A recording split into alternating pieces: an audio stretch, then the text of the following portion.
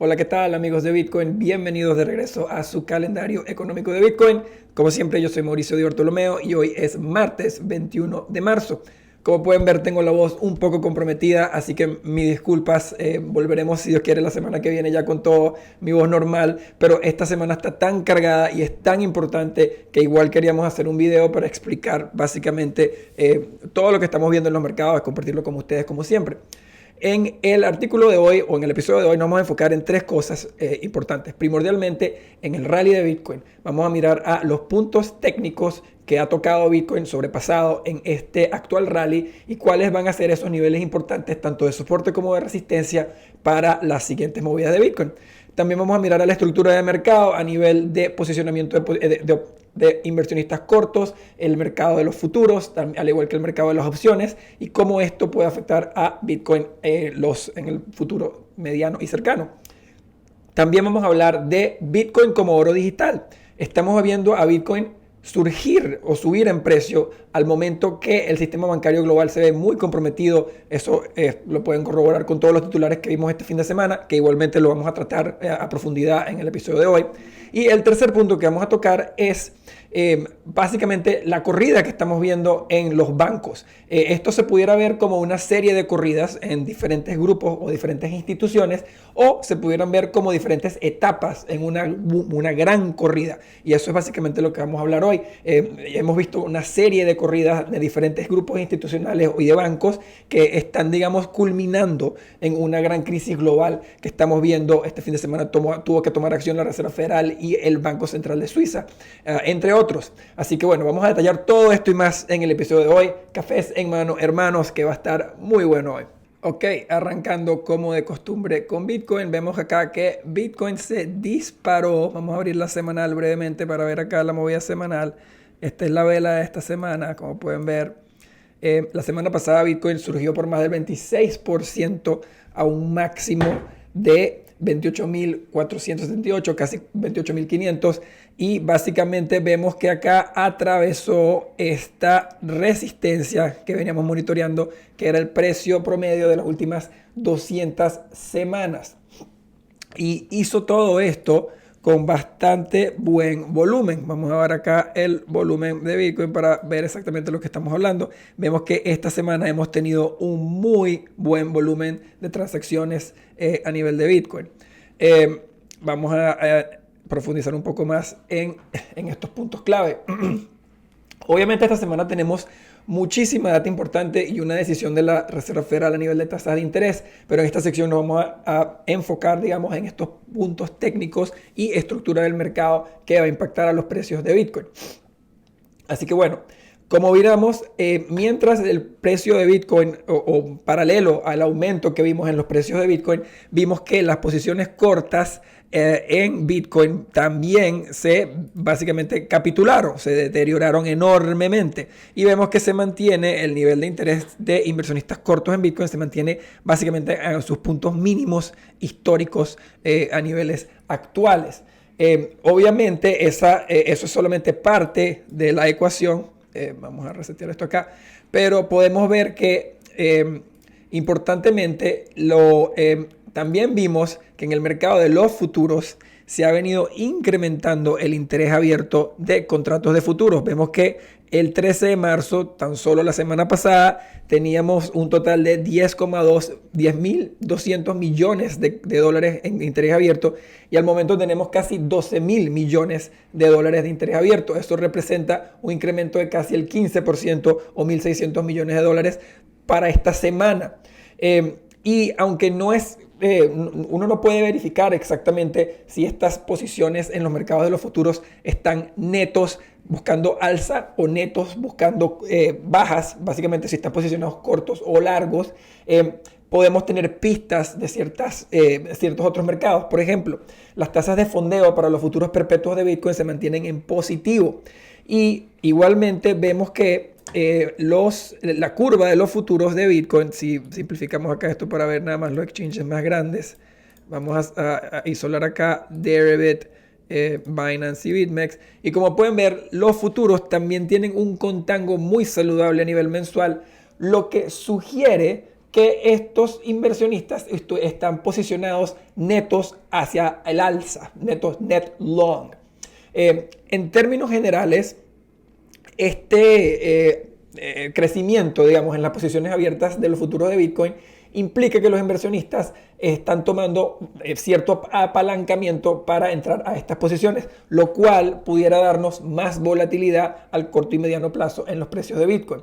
Otras fuentes de potencial volatilidad para los precios de Bitcoin son la decisión de la Reserva Federal que tenemos este miércoles, el día de mañana, y el vencimiento del contrato de opciones de Bitcoin que ocurre el día viernes, donde más de 30.000 Bitcoins, contratos representando más de 30.000 Bitcoins, se vencen el día viernes. Y el precio de máximo dolor, donde la mayoría de estos contratos se vencen sin ningún tipo de valor, está en 25.500. Y eso es importante, lo vamos a revisitar en breve.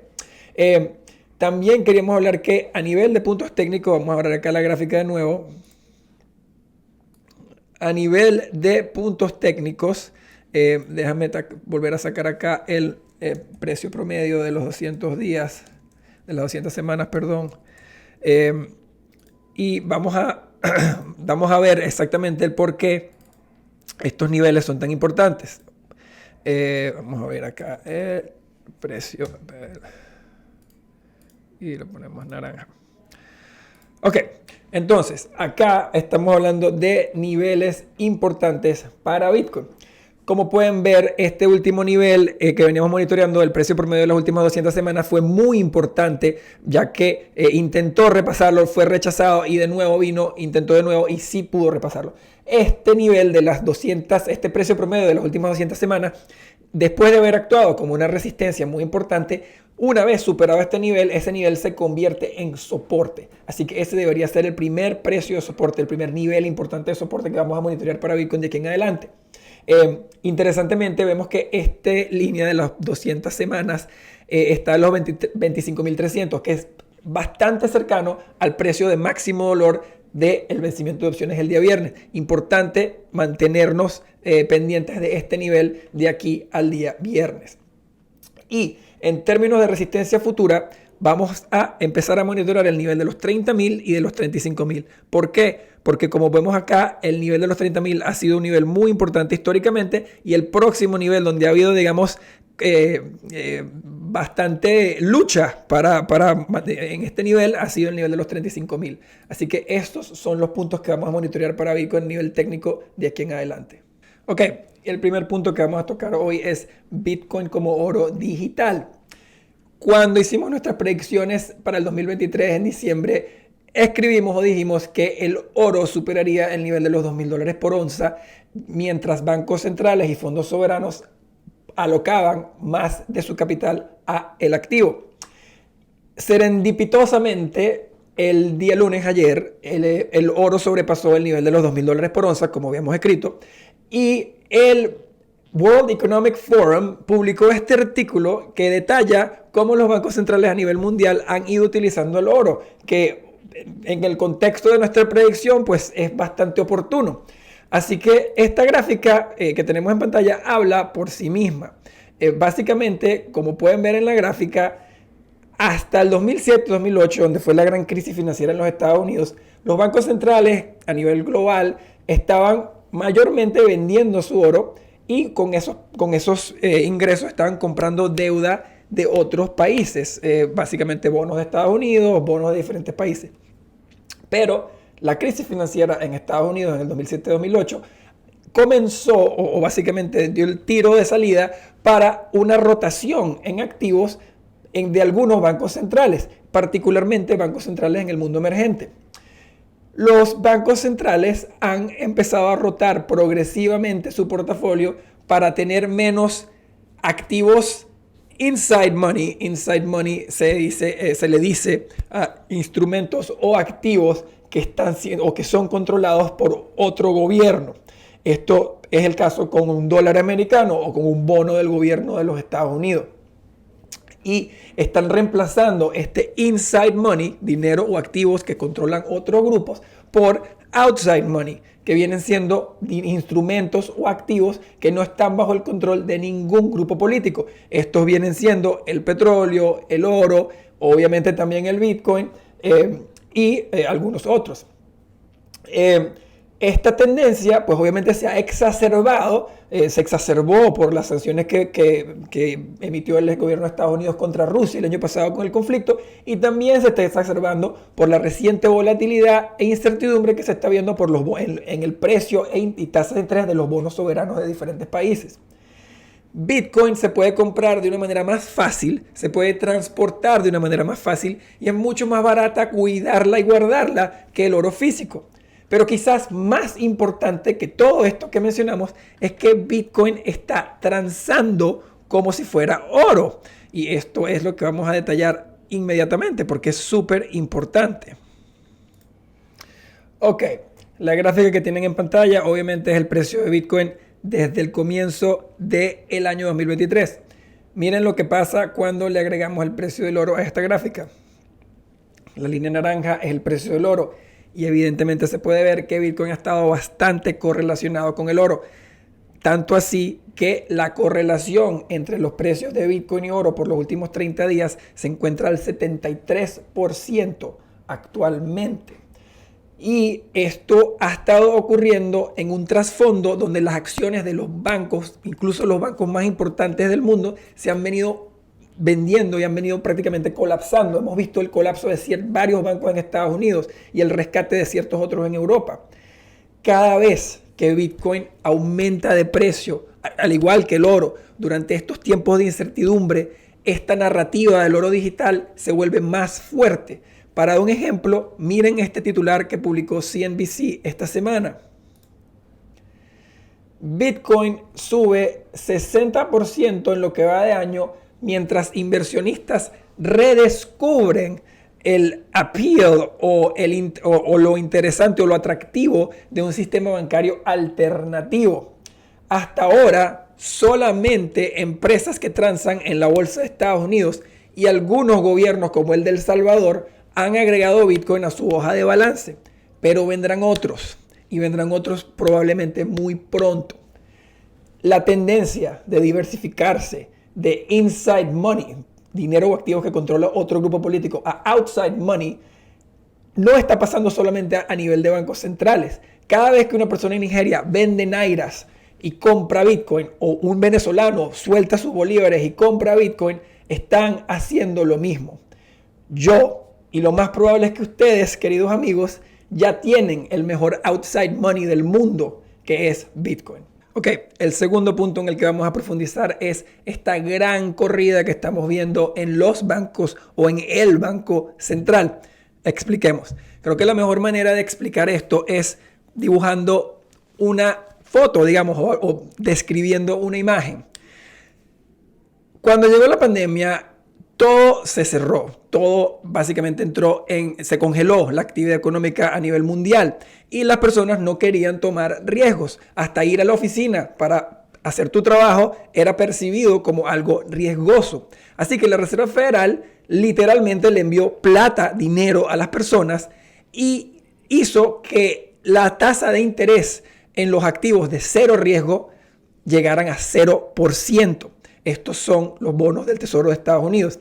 Básicamente le dieron dinero a las personas y les dijeron vayan a tomar riesgos.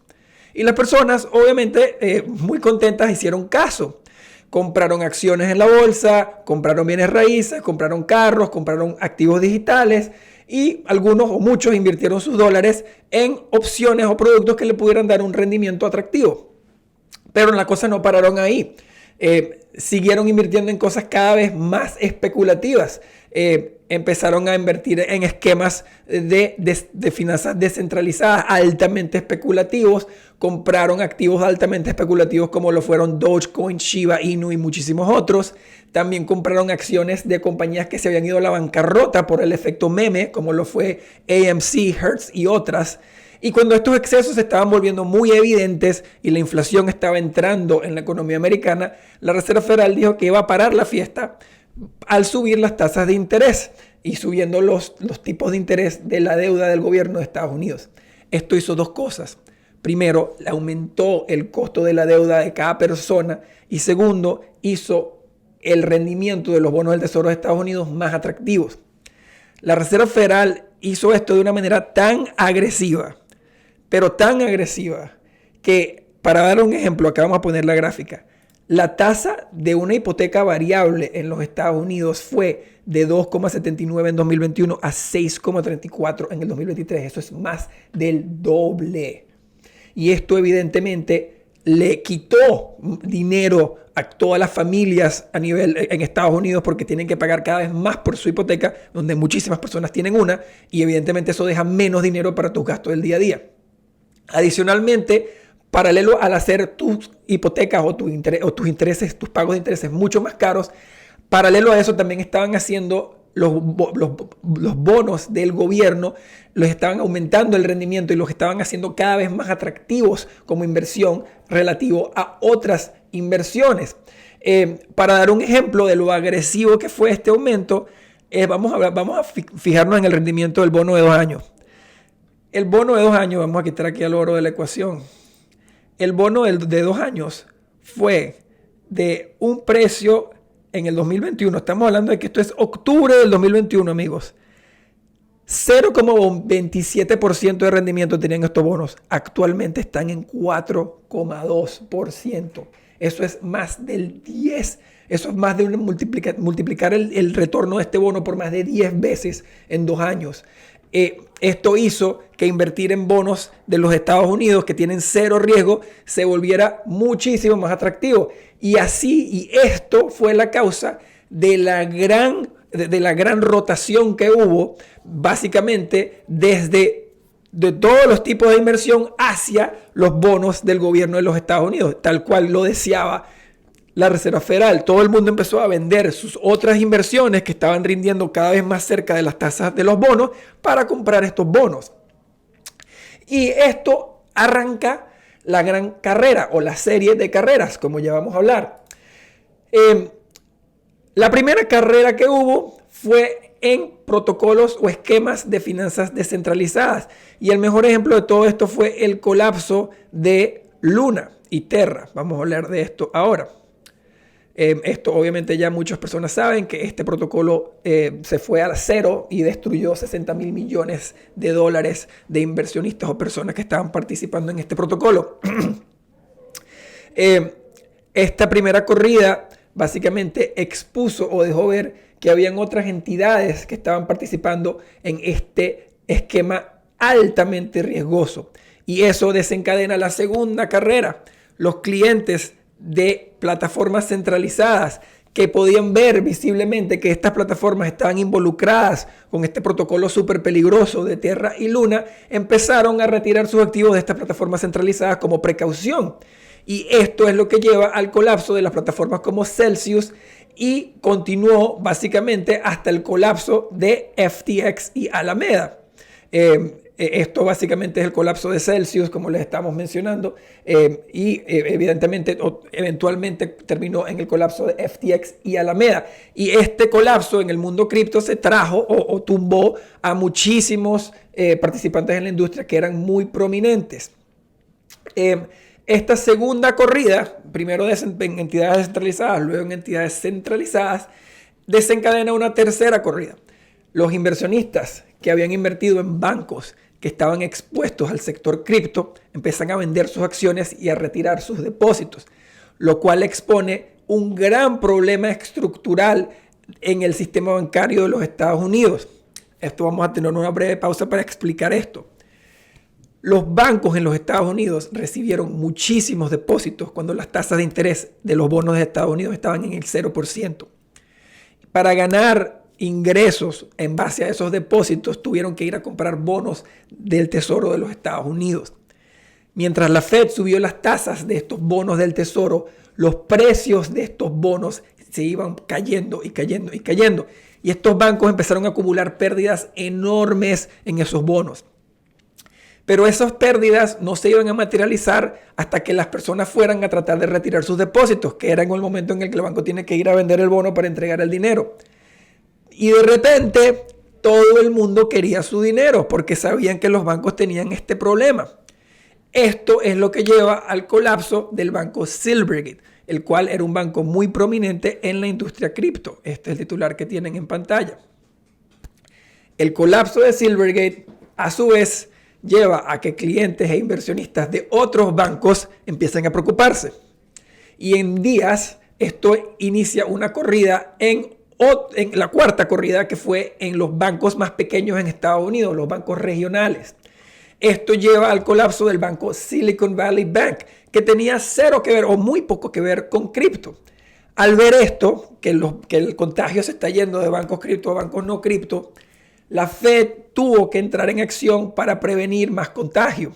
Para hacer esto o para prevenir el contagio, salió a decir que iba a garantizar los depósitos de los bancos afectados, pero no garantizó los depósitos de todos los bancos, solo de los afectados.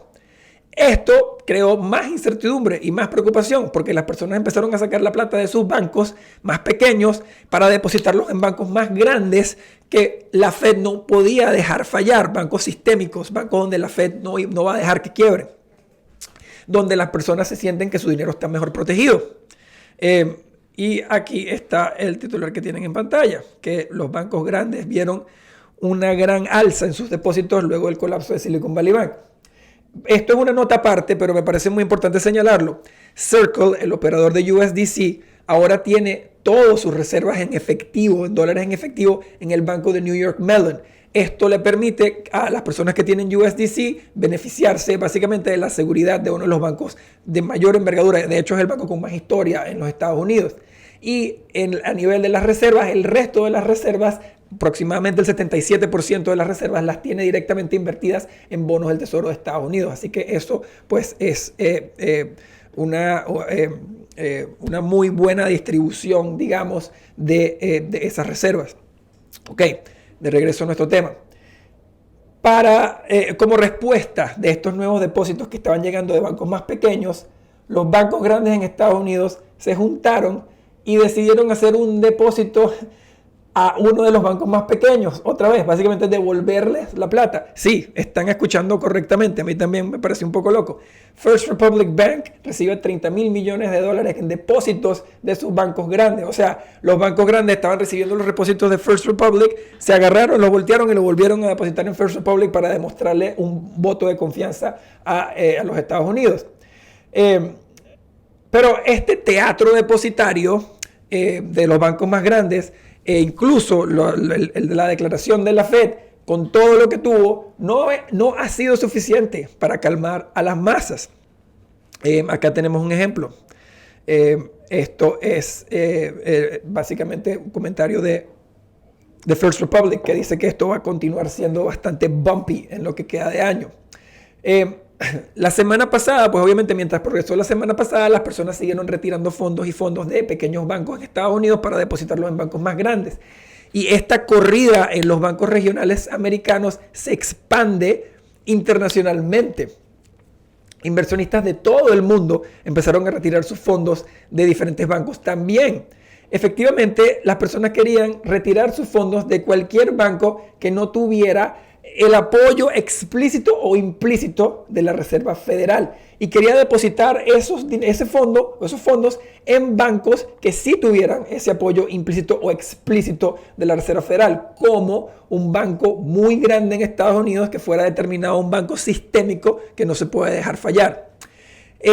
Digamos, el ejemplo europeo en todo esto lo dio el drama de Credit Suisse que vimos este fin de semana.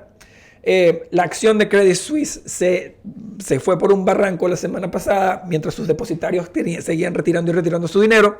Esto obligó al Banco Nacional Suizo a intervenir el fin de semana y tuvo que orquestar o coordinar una compra de Credit Suisse que fue comprado últimamente por uno de sus grandes rivales, UBS, y lo compró por muy poco, dicen muchos analistas, como el artículo que tienen en pantalla. Pero la corrida no paró ahí. Inversionistas a nivel mundial han seguido retirando fondos de sus bancos locales pequeños para convertirlos en dólares americanos y depositarlos en un banco americano grande. Esto ha causado que el dólar americano se haya disparado contra otras monedas. Y de nuevo, la Reserva Federal tuvo que entrar en acción este fin de semana para crear unos swap lines. Swap lines son líneas de intercambio directamente con otros bancos centrales durante el fin de semana para precisamente mitigar estos impactos a nivel de moneda, de intercambio de moneda. La meta de nuevo con estas líneas de swap es eliminar la presión al alza que le pone la venta de monedas alrededor del mundo para comprar dólares americanos. Básicamente es la Reserva Federal diciendo: oye, amigo Banco Central, te quiero ayudar a que el dólar no se te vuelva muy caro, porque sé que las cosas que estamos haciendo hacen que el dólar se vuelva más caro. Entonces la Fed básicamente está interviniendo, ayudando a otros bancos centrales para mantener las tasas de cambio entre diferentes monedas y el dólar estables. Así que bueno, ¿de aquí a dónde? Estas líneas de swap puede que no sean suficientes. Y puede que vayamos a ver a más gente a nivel mundial retirar fondos de sus bancos locales para moverlos a bancos más grandes o a otros activos o plataformas donde se sientan más seguros. Ya que muchos bancos centrales siguieron los pasos de la Fed, la mayoría de los sistemas bancarios en el mundo occidental presentan la misma vulnerabilidad que los bancos americanos. Y estos bancos afuera de Estados Unidos no tienen el apoyo de la Reserva Federal. Se está volviendo cada vez más evidente a todo el mundo que la política monetaria de la moneda fiat no es de expandir y reducir la cantidad de dinero en la economía, es selectivamente expandirla, porque muy pocas veces, si miran todas las gráficas, no se contraen, siempre se expanden selectivamente. Estos periodos de contracción son cortos y mínimos, y estos periodos de expansión son largos y agudos. Las personas quieren ahorrar en un instrumento que sea transparente y que no pueda ser manipulado. Y miles y miles de personas están encontrando eso en Bitcoin todos los días. Elige la herramienta de tus ahorros inteligentemente. Y si estás ahorrando en dólares americanos, asegúrate de que te estén dando una muy buena tasa de interés. Y como siempre cerramos con qué tenemos para esta semana. El evento principal de esta semana va a ser la decisión de tasas de interés de la Reserva Federal, la cual se anuncia el miércoles a las 2 de la tarde. De acuerdo con la herramienta FedWatch del CME, el 86% de los inversionistas esperan un aumento de 0,25 puntos base o 0,25% para llevar las tasas de interés overnight a un total del 5%. La probabilidad de un aumento de tasas de 25 puntos base subió por más del 24% luego del anuncio de las líneas del swap que hizo la Fed el fin de semana. Estas líneas de swap de emergencia también pudieran interpretarse como la Fed abriendo avenidas para balancear los flujos de dólares americanos y mantener las tasas de cambio estable con sus bancos centrales amigos. Para poner esto en contexto, la tasa de interés en Europa es del 3,5%. La semana pasada la aumentaron 50 puntos base a 3,5%. Esto le crea un incentivo a las personas de sacar créditos en Europa al 3,5% e invertirlos en Estados Unidos al 5%. Y esto tiene un impacto en las tasas de cambio. Esto es lo que está específicamente tratando de mitigar el Banco Central con estas líneas swap. Adicionalmente a la decisión de la Fed, tenemos varios discursos de la presidenta del Banco Central Europeo, Christine Lagarde, y tenemos un gran viernes de vencimiento de opciones de Bitcoin con más de 30,000 contratos representando más de 30,000 Bitcoins venciéndose el día viernes. Y recordemos que el precio del máximo dolor ahí es del 25,500 y si el precio de Bitcoin está transando cerca a ese nivel el día viernes, este precio de máximo dolor generalmente actúa como un imán para cerrar digamos, el vencimiento en ese punto y luego lo disparan o lo dejan moverse. Pero los market makers que venden estos contratos tienen un incentivo a llevar el precio a este punto del máximo dolor para que la mayoría de los contratos se venzan sin ningún valor. Así que bueno, pueden ver todos los detalles atrás en pantalla, también los pueden ver en su inbox. Tienen como siempre todos los detalles de lo que ocurre y las horas y qué posible impacto pueda tener. Con esto llegamos al final del show. Les agradezco su paciencia con mi voz. Muchísimas gracias por mirarnos. Si les gustó el show, si aprendieron algo, les invito a que le den manito arriba, se suscriban al canal, lo compartan con sus amigos. Y si no tienen una cuenta en Leden, los invito a que visiten leden.io y aprendan cómo pueden empezar a ganar las mejores tasas de interés en tus dólares digitales, en tus Bitcoin y los mejores créditos en dólares respaldados por Bitcoin si los necesitas. Muchas gracias a todos. Los quiero mucho. Nos vemos la semana que viene.